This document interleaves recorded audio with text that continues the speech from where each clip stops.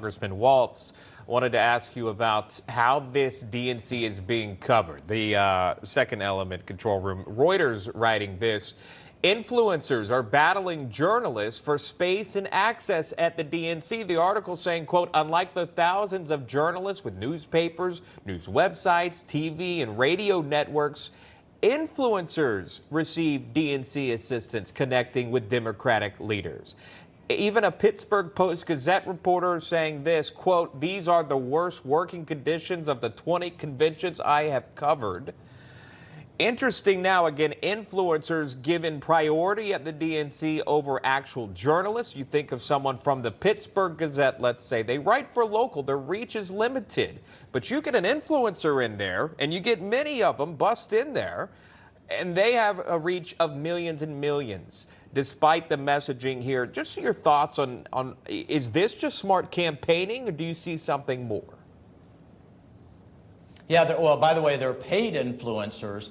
No, this is paid propaganda is what this is. And between the total lack of coverage, the anointment of Kamala Harris that hasn't received a single vote. By the way, I think Joe Biden was mentioned maybe twice last night as they shoved him out in the dark of the night on the first night. This is Soviet-style propaganda. This is a made-for-TV movie, and the influencers are just part of it. And you either have a completely compliant media. I'm glad you're hearing a little bit of grumbling.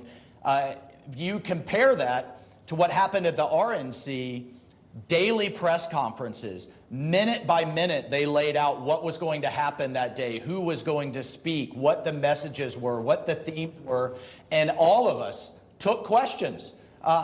Stand on the validity of your ideas and your policies that you're putting before the American people. But you're not seeing this here. This is a combo between pep rally and a propaganda fest. It's kind of astounding to watch in real time on the heels of the political coup that Pelosi, Obama, the Clintons, and some donors just carried out on Biden, on the heels of an assassination attempt on President Trump. I mean, we need to all pause for a moment and appreciate what we're watching in real time. Oh, it's incredible. It's groundbreaking and historic, and the media isn't demanding that she sits down for an interview, and she's getting away with it, quite frankly. She hasn't done so.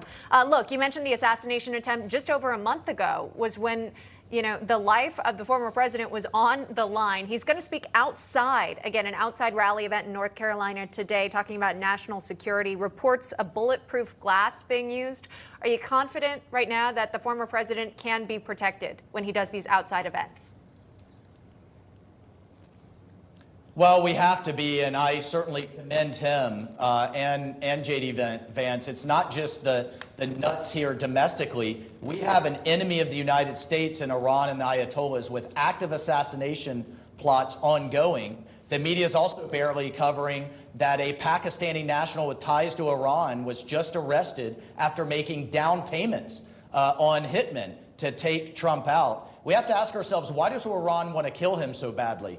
Well, that's because he held them accountable and he didn't appease them like this administration is doing. But, God bless the man. He doesn't need to be doing this financially for his family. They tried to take him off the ballot. They've tried to put him in jail, and now they tried to kill him. But he cares about this country that much. What has me so concerned about the Secret Service is the same people who approved that insane security plan, or lack thereof, haven't even been suspended. They're still on the job. And we aren't getting the answers that we need from the FBI or from the Secret Service on what the hell happened that day. That's why Speaker Johnson put this task force together to get to the truth.